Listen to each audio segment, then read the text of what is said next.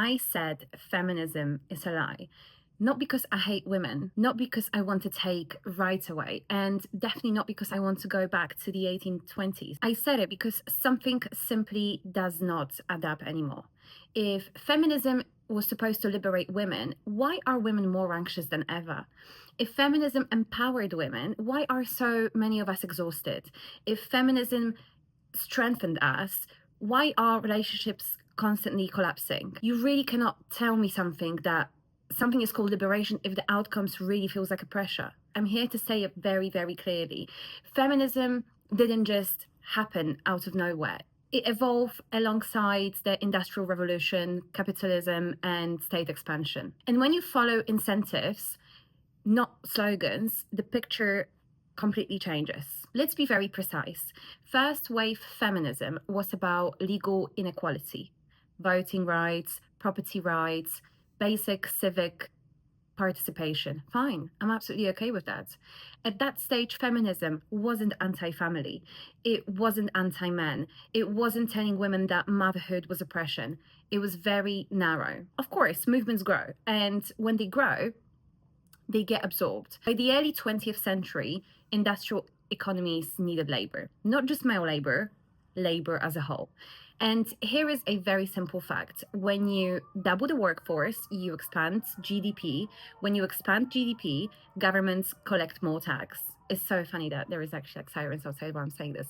That's arithmetic. It's really not a conspiracy. If one income is taxable, that's revenue. If two incomes are taxable, that's more revenue. So when women moved into full-time labor, tax bases expanded massively, okay? Again, that's all about incentives. Second wave feminism really changed the story. Now, the message wasn't really you deserve legal recognition. It was domestic life is limiting. You are being limited, you are being controlled. Motherhood is unpaid oppression. The home is a trap. Success equals career, not raising a beautiful family with healthy and smart children that are being homeschooled. And this is where things got dangerous, because once you redefine the home as inferior, you psychologically push women toward the labor market, okay? And that market is extremely happy to receive them, understandably. Corporations gained a larger labor pool. Governments gained larger tax revenues. Consumer markets doubled because now women weren't just caretakers, they were full economic participants. And who benefited? Let's be honest here. I don't think exhausted mothers juggling daycare, commuting, and doing spreadsheets are the ones who benefited. I believe who benefited the most out of the second wave of feminism, it was institutions. Institutions benefited. Here is the brutal truth that no one says clearly. When most women entered full-time work, households didn't suddenly become twice as wealthy long-term. Costs massively adjust. Houses pricing rose, education prices rose, lifestyle expectations also massively rose. And suddenly, one income wasn't quite enough. So now, instead of one parent working and one stabilizing the home, you need two salaries just to survive. If you're very lucky, a middle-class life, but very often that's not even the case, and we all know that. And I wouldn't call that empowerment. That's being extremely dependent on a system. If both parents must work, then childcare becomes an institution. Food becomes industrialized. Elder care becomes outsourced. We are no longer caring for our elders within the family because we are working, we don't have time. Everything the family once handled internally as a separate unit becomes monetized. Double tax, triple tax. And you want to tell me that's liberation? I would call it a structural redesign. Another lie. Equality became sameness. Instead of asking, how do women flourish in the best way? The question really became at that point, how do women compete identically? Men and women are not identical. I don't know how many times we need to be saying this out loud to really absorb this.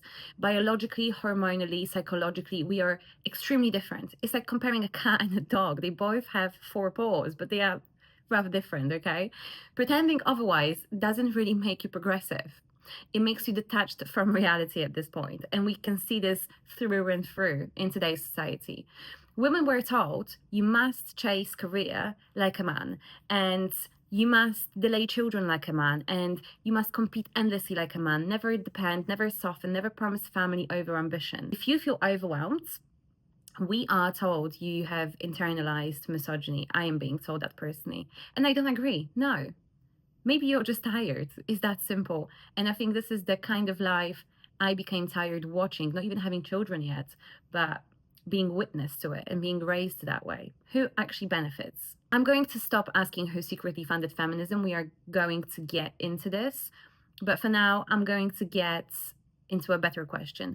Who benefits from society where everyone works, everyone consumes, everyone competes, and no one is deeply rooted in a family structures? Corporations benefit from expanded labor pools.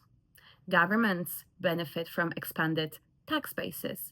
Universities benefit from ideological dominance. And movements aligned with institutional incentives massively grow. Movements that threaten institutional incentives get buried. That's not paranoia. That's really a power structure analysis, if you think about it. Modern feminism promised women freedom. That was the main selling point of the movement. But it really also quietly created a very new standard. You must be financially independent. You must build a career. You must look flawless. You must raise children perfectly if you choose to have them. You must absolutely never need a man. You must never age visibly. And you must never admit being exhausted. I wouldn't call that freedom. That's an extreme amount of pressure. And when women crack under it, the system says one thing at the moment: blame patriarchy.